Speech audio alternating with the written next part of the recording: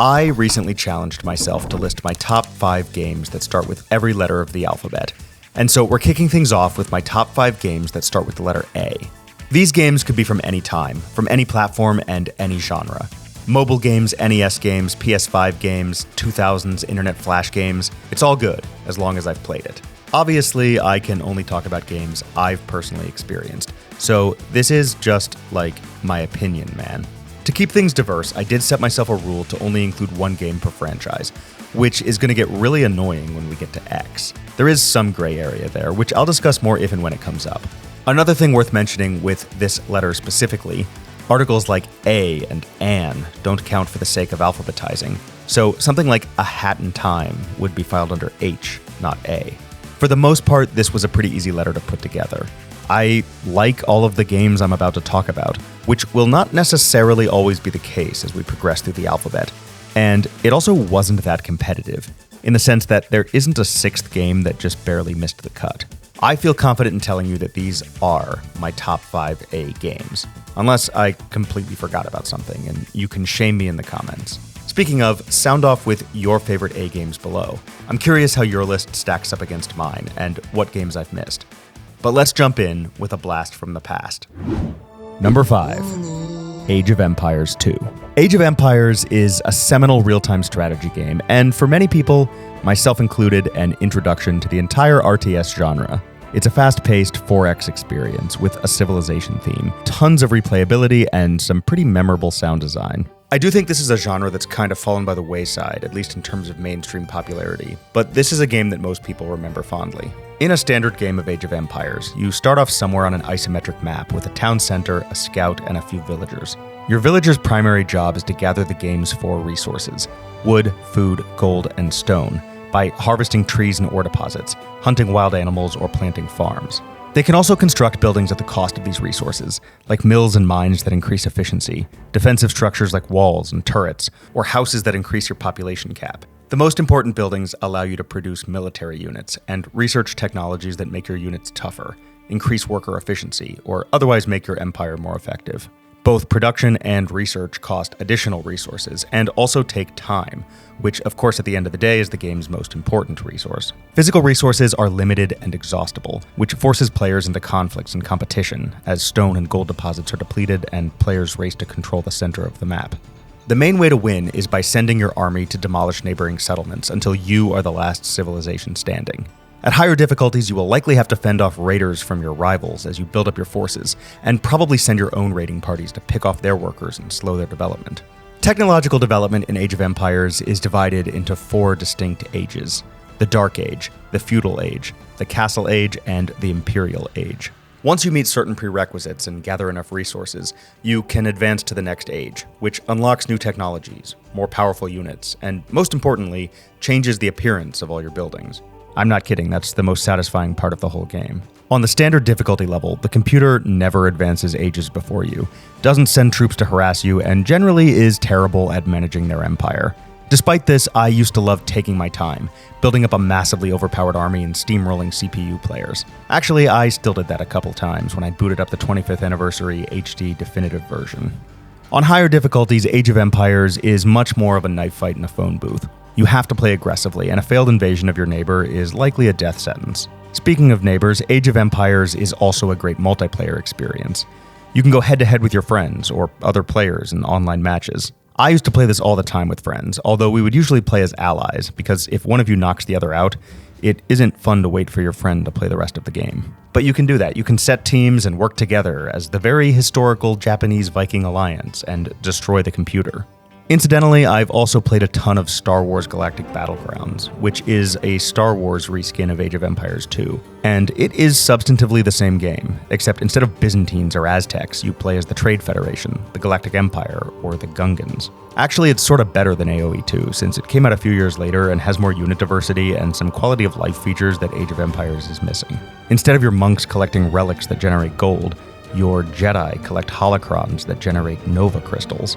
And instead of goats or gazelles, you can herd nerfs and banthas. Did anybody else play that?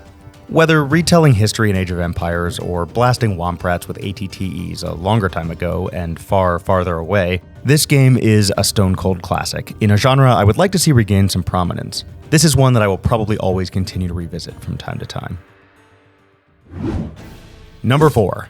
Assassin's Creed 4, Black Flag. This is the last Assassin's Creed before they gave up on numbering them. I've played 2.5 Assassin's Creed games, so I'm not exactly what you'd call an adherent of the Brotherhood, but of the ones I've played, this is hands down my favorite. It is, as you can see, the pirate one. The premise of every Assassin's Creed game is that you are reliving through a genetic memory machine the historical journey of one of your ancestors, who happens to be a member of a worldwide fraternity of assassins that secretly influence real-world events. After an extended stint in the Italian Renaissance, the series set sail for the New World, and the protagonist of Black Flag is Edward Kenway, a Welshman seeking his fortune as a privateer, and also the eventual grandfather of Assassin's Creed 3's protagonist. If you've never played any Assassin's Creed game, what you basically do is roam around an open-world city or region while fulfilling a series of assassination contracts and infiltration missions. The series tends to emphasize creativity and player choice, and gives you a lot of tools to approach situations in whichever way seems best to you. For instance, in Black Flag, you can blend into a crowd, or even hire street performers to follow you around. You can pickpocket enemies, eavesdrop on conversations, yank unsuspecting victims into bushes and haystacks for stealthy kills, pick off enemies with pistols, or charge in headlong and whip out your swords. You can incapacitate enemies or drive them crazy with darts from your blowgun, purposefully piss off wild animals in enemies' vicinity, or shove your victims overboard. When you encounter a treasure galleon at sea, you can face it head-on in ship-to-ship combat, launching broadsides and powder kegs and boarding the enemy ship with grappling hooks and cutlasses. Or you can sneak aboard and murder the crew one by one, taking down or commandeering a whole vessel by your lonesome. There's also plenty of the series' signature climbing and parkour. It is true that the Age of Sail Caribbean has a lot less verticality than medieval Europe, or some of the series' other settings, but there's still a fair share of Spanish forts, rocky shores, and of course ship's rigging to scramble around. You can use this to your advantage to stage swooping aerial assassinations on unsuspecting targets, or tackle more difficult climbing challenges to unlock portions of the map. Like every Ubisoft game, there's a million things to discover, so if you've got the completionist bug, you can dig up buried treasure, investigate Mayan ruins, raid Spanish treasure fleets, hunt monkeys and ocelots, assassinate Templars, or drop the longboats and harpoon whales in this bloody Nantucket sleigh ride minigame, which you shouldn't do in real life, but you also shouldn't assassinate people, so use good judgment out there. I could take or leave the Assassin's Creed formula. It's good, mindless fun, and there is a lot of attention to detail poured into these worlds. I mean, running around causing chaos and hunting collectibles is fun. But the reason I like Black Flag specifically is that it's the best, aka only good, pirate game I've ever played. I have no idea why this is such an underserved genre. Do people not like pirate games? Do they not sell well? I would like more pirate games across gameplay genres, but Black Flag is the game that lets you live out the high seas fantasy of being a pirate captain. And yes, I know Sea of Thieves exists, and Skull and Bones was an attempt by Ubisoft to recapture the magic of this game, but This, for me, is still the definitive pirate game, with pretty much all the elements I could ask for. You can explore most of the Caribbean, upgrade your ship, hunt for treasure, face storms and navigate wrecks, gather your crew, and make your fortune by pillage and plunder. What more could you want? Number 3. Astrobot. I started Astrobot last year without any special enthusiasm, but honestly, it's a delight. It's the first 3D platformer to gain any real traction since, I guess, Mario Odyssey. I like 3D platformers just fine. They're usually bright and happy and good casual fun. Come to think of it, there aren't really any grim, dark 3D platformers. Yeah, probably because this is a genre that's aiming for broad mass appeal, and probably also because jumping and bouncing around is an inherently silly activity. But anyway, Astrobot is a creative, joyful, and highly polished platformer that deserves all the praise and accolades that have already been heaped on the little bot that could. Astrobot has an interesting history. It's technically the 5th game in a series that began with a pack-in AR tech demo for the PS4. The second game, which was a VR tech demo, included a minigame called Robots Rescue, which is where Astro himself first appeared. The next 2 games were both shorter 3D platformers, where Astro simultaneously rescues his robot friends and shows off the capabilities of PlayStation VR and the DualShock controller. Yes, seriously. And that brings us to Astrobot 2024, which is arguably the most PlayStation game to ever PlayStation. The main collectibles in Astrobot are the parts to your mothership, which is just a big PS5, and you fly around the galaxy on a DualSense controller spaceship, experiencing boundless joy and next-gen haptic feedback in equal measure. The entire game from start to finish is a tribute to PlayStation's 30-year history. The realms you explore are based on famous PlayStation IP, like Uncharted, God of War, and Horizon, and you rescue bots dressed up as iconic characters like Jin Sakai, Crash Bandicoot, or Parappa the Rappa. Honestly, it made me reflect on how much history PlayStation has at this point and how much of it I knew. It was weird feeling nostalgic for something as recent as God of War 2018, but I've got to hand it to Sony and Team Asobi for crafting a really fun celebration of the console's history. And that's the word I keep coming back to with Astro Bot: celebration. The game's hub world begins as a desolate crash site with a disassembled PS5 stranded in the sand. But as you rescue bots dressed as various Sony characters, it gradually transforms into a massive party in the desert. It's fun to wander around and see how many characters you recognize, and it also makes Astro's friends some of the most satisfying collectibles I've ever collected.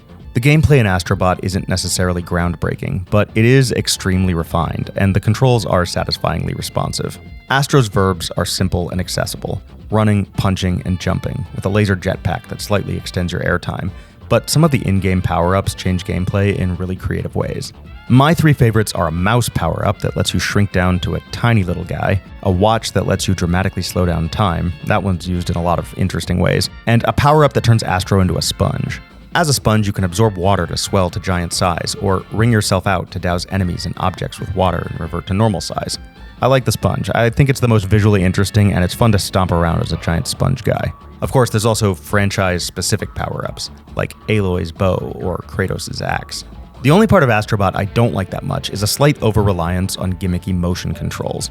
One of the power-ups is a monkey backpack that allows you to climb by tilting your controller back and forth. It's really awkward, and to make matters worse, there's a challenge stage where you have to climb a sinking lava island with a time limit, and it's hard for all the wrong reasons. Also, whenever you recover a ship part, like the SSD, GPU, or cooling fan, you have to engage in this really elaborate minigame using motion controls to clean and install the part. Because remember, the whole reason this game exists in the first place is to showcase the DualSense controller.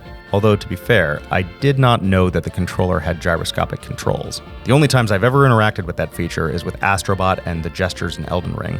So I guess I was educated about the controller, and the monkey backpack is based, actually. But minor gripes aside, this is a really good game, and it's just a lot of fun. And I also think it nails the difficulty curve, with broadly accessible, breezy gameplay, but also some pretty tough optional challenges. I 100%ed Astro Bot, which I don't do that often anymore, and except for the timed monkey climbing challenge, I had fun the whole time. Number 2. Animal Crossing: New Horizons. Animal Crossing is not only the ultimate cozy game, but New Horizons itself is actually the game that popularized that term. Really, the only game that could possibly challenge Animal Crossing's dominance in the cozy genre is Stardew Valley, but the two games do completely different things, and I think coexist pretty nicely. In case you've somehow never come into contact with Animal Crossing, it's basically a town and life sim set in a universe populated by colorful anthropomorphic animals. Every file in every Animal Crossing game begins with you, the only human in the world, moving to a new town and taking out a loan to build a house. From there, the world is your oyster. You can decorate and expand your house, grow fruit and collect fossils, befriend your neighbors, improve the town, and in the case of New Horizons, terraform the island where your town is located. The main distinguishing feature of Animal Crossing is that time progresses at the speed of real life. So a day in Animal Crossing takes exactly 1 day in real life. And this is like the beating heart of the whole franchise. Every hour of the day has its own soundtrack, like this one, 4 p.m. Stores restock every morning, fruit ripens every few days, and the weather changes randomly in real time. Fish, bugs, and deep-sea creatures can be caught at different times of day and seasons of the year. If you order furniture or decorations by mail, they won't arrive until the next day. Community projects or house renovations take real-world days to complete. Various characters appear throughout the week or on holidays, and there's always new events or festivals going on. In short, every time you load up the game, there's something new to do on the island. It also means you can't binge Animal Crossing the way you can power through Astro Bot or Assassin's Creed. And it also means that Animal Crossing never ends. That means that Animal Crossing exists in kind of a weird space. I don't know about you, but I don't usually play multiple games at once, in the same way I don't usually read multiple books at once. But Animal Crossing is rationed out over a long period of time. It exists in the background of other games you might be playing, and you'll progress your town over weeks, months, or maybe years, until it eventually fades out of your daily routine. Animal Crossing is one of those series where every entry is basically a new version of the same game, but I'm perfectly okay with that. There will always be a museum to fill with bugs and fish, holidays and birthdays to celebrate, and sets of furniture, flooring, and wallpaper to collect. But the best recurring part of Animal Crossing is the cast of characters, from Tom Nook and Isabelle, Blathers, the Able Sisters, Cap'n, Red, and Brewster, and Gulliver, and KK Slider, to the massive cast of villagers who can become your neighbors. Each potential villager is a particular species, spouts a unique catchphrase, decorates their house in a certain way, and has a personality, like snooty, lazy, peppy, or check this one out, normal. These villagers are also one of the many reasons that everyone's Animal Crossing experience is analogous but also completely unique. Your island will feature different villagers, a different layout, and different decor from mine, but the fundamental experience is shared. And of course, you can actually share your island, either online or by hosting friends. A big part of the fun of Animal Crossing is customizing your island, your house, or your wardrobe and showing it off to your friends, and New Horizon gives you 1,000,001 ways to express yourself. Animal Crossing is one of the best examples of a self-directed experience. Other than paying off your house and completing the museum collection, both of which are entirely optional, there are no particular goals of Animal Crossing, except for the ones you set yourself. This won't appeal to everyone, but if you've never experimented with this type of game, I think you'd be surprised just how addictive, relaxing, and engaging this can be. Gun to my head, New Leaf is probably my favorite game in the series, but honestly my favorite Animal Crossing is always just the most recent one. Because the most fun part of Animal Crossing is the social aspect.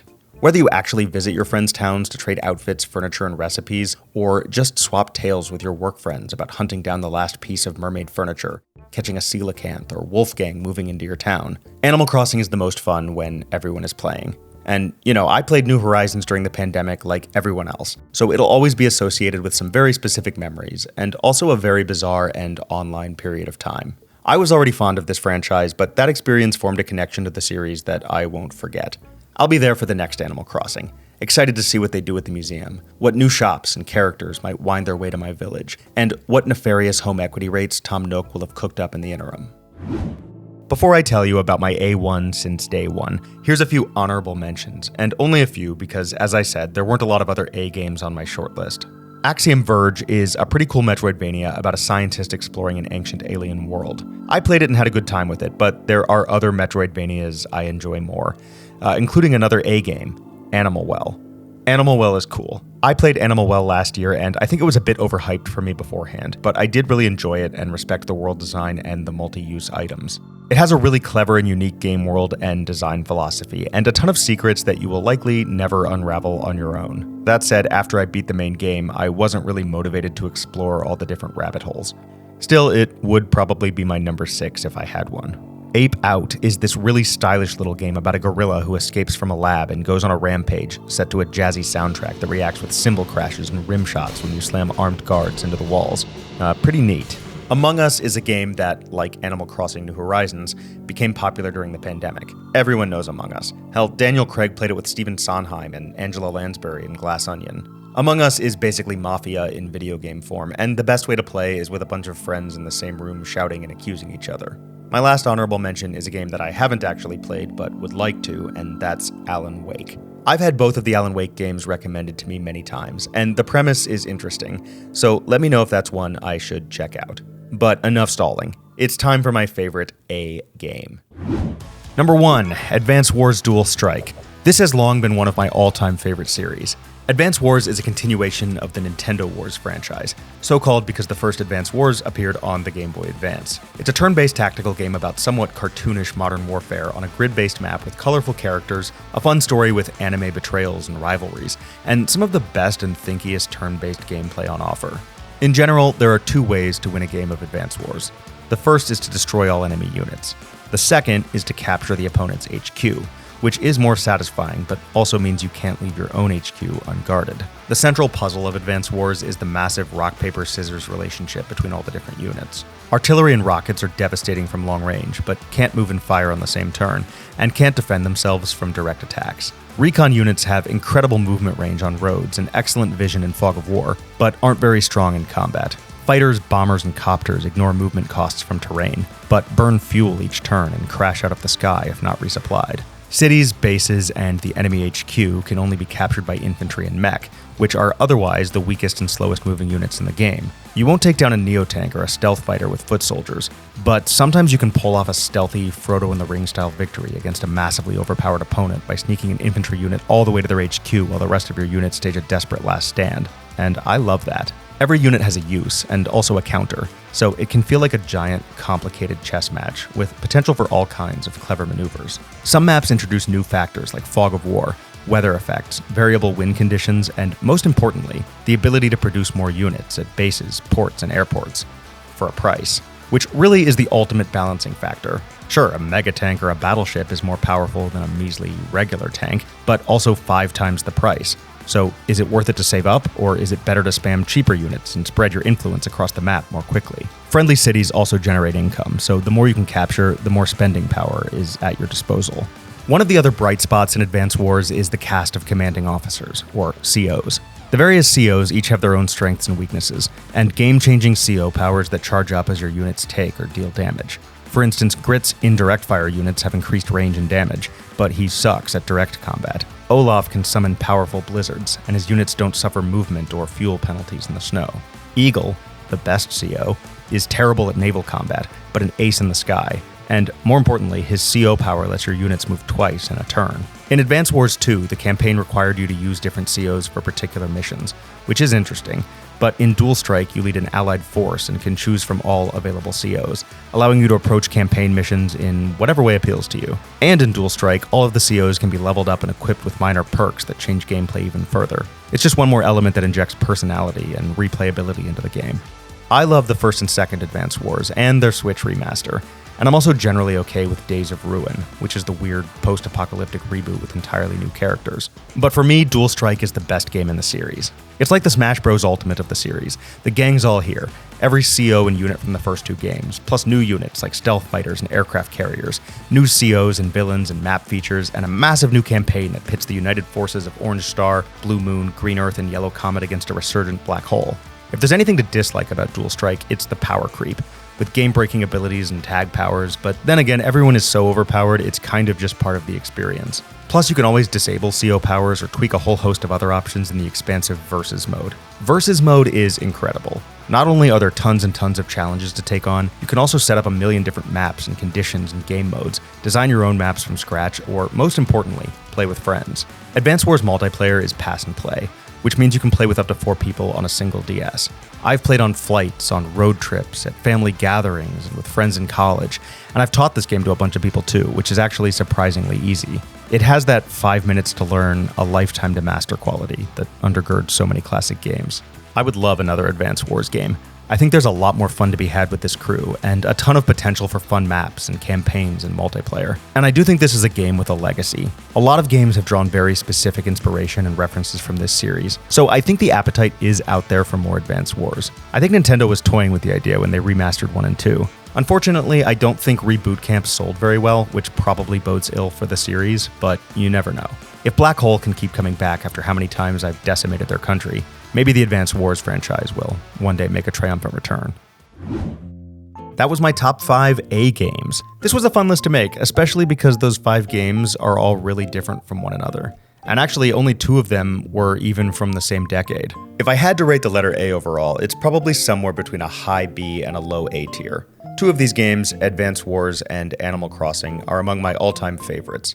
Another 2 in Astrobot and Black Flag are games I really enjoy but don't have, like, a personal connection to. And Age of Empires is a game I do have a lot of history with, but isn't necessarily what I'd call amazing game design. All things considered, it's a list I'm happy with, but there also weren't any painful exclusions, and there are definitely way stronger letters lurking in the rest of the alphabet. I guess in the interest of using the whole tier list across these videos, I will put this near the top of the B tier. Let me know your favorite A games in the comments, and if you like this video, go ahead and subscribe to the channel, because there's going to be more videos like this one. My top 5 B games are locked in, so feel free to make a prediction. Thanks for watching, and see you in the next one.